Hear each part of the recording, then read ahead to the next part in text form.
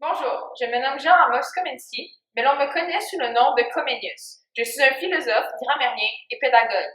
Bonjour, je me nomme Guillaume Budet et je suis philosophe et enseignant des langues antiques. Bien le bonsoir, messieurs. Je me nomme Michel Étienne de Montaigne. Je suis philosophe. Mais qui êtes-vous, Budet? Quoi? Vous ne me connaissez pas? Je suis pourtant le plus grand philosophe de France. Ah oui, ça me revient. Moi aussi, je suis philosophe. J'en suis un de même. Et d'où venez-vous, mes chers compatriotes humanistes? Moi, je suis née en Moravie, territoire qui deviendra éventuellement la République tchèque. Par contre, en 1611, je suis allée dans la ville de Herborn, en Allemagne, pour entrer à l'université calviniste. Moi, je viens d'un petit village pas loin de la splendide cité de Bordeaux. Je suis impressionnée, je n'ai jamais visité la Moravie, mais j'ai entendu parler que les montagnes et les fleuves sont magnifiques. Que pensez-vous de l'éducation donnée par l'Église? Je crois que les conditions et la façon dont on enseigne ne sont pas les bonnes. Les enfants sont des êtres vifs d'esprit qui ne connaissent pas encore le vice. On me nomme d'ailleurs le père de la pédagogie, car j'ai renouvelé les écoles.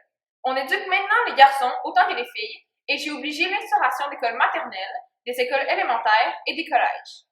Moi aussi, j'approuve ton point. J'ai même quitté l'école monastique pour créer ma propre école où l'on pouvait apprendre les langues de l'Antiquité. Moi aussi, j'étais enseignant. J'ai enseigné le latin aux jeunes enfants. Et vous, Montaigne, que pensez-vous de l'Église?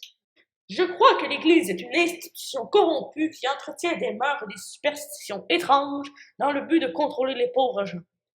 Selon moi, la torture est inhumaine et devrait être bannie à jamais. Je suis amplement d'accord. J'ai d'ailleurs condamné les chantements corporels envers les étudiants. En tant que professeur, vous devez être impartiaux. Que pensez-vous des procès injustes de l'Église qui condamnent des gens sans un procès juste et équitable? Je trouve cela révoltant. Je ne pense pas que l'Église devrait posséder tous ses pouvoirs. Moi aussi, je crois que l'Église catholique abuse de ses pouvoirs. Mais il faut dire que la foi est aussi très importante et l'Église remplit bien son rôle de guide spirituel. L'Église est peut-être trop contrôlante, mais elle insuffle l'espoir qui est à la base de tout. Que pensez-vous des nouvelles techniques d'impression? Je pense que c'est très bien. Je m'en suis servi pour tirer le premier livre scolaire imagé en 1653 qui se nommait Le monde sensible par l'image. J'ai aussi écrit Magma Dictatia ou La Grande Didactique, qui est mon œuvre la plus populaire. À mon époque, les livres étaient précieux et rares, malgré les débuts de l'imprimerie. Et vous, avez-vous écrit un ou plusieurs livres? Si oui, de quoi traite-t-il? Dans mon livre, L'Essai, j'affirme que l'homme devrait se mettre à penser par lui-même, car c'est ainsi que nous pouvons progresser. Je suis le premier à avoir fait une introspection de l'âme humaine et à n'admettre comme vrai que ce que j'observe. Mon livre le plus populaire se nomme Commentaires sur la langue grecque. Cet ouvrage est composé de près de 18 000 citations grecques. Encore dans l'essai, je traite de politique, d'éducation, d'ethnographie et de peinture.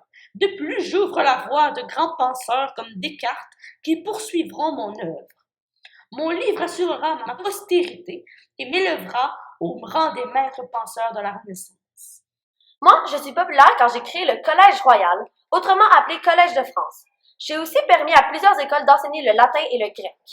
Moi, on m'a qualifié de Galilée de l'éducation grâce au changement que j'ai porté à la pédagogie ainsi qu'aux écoles.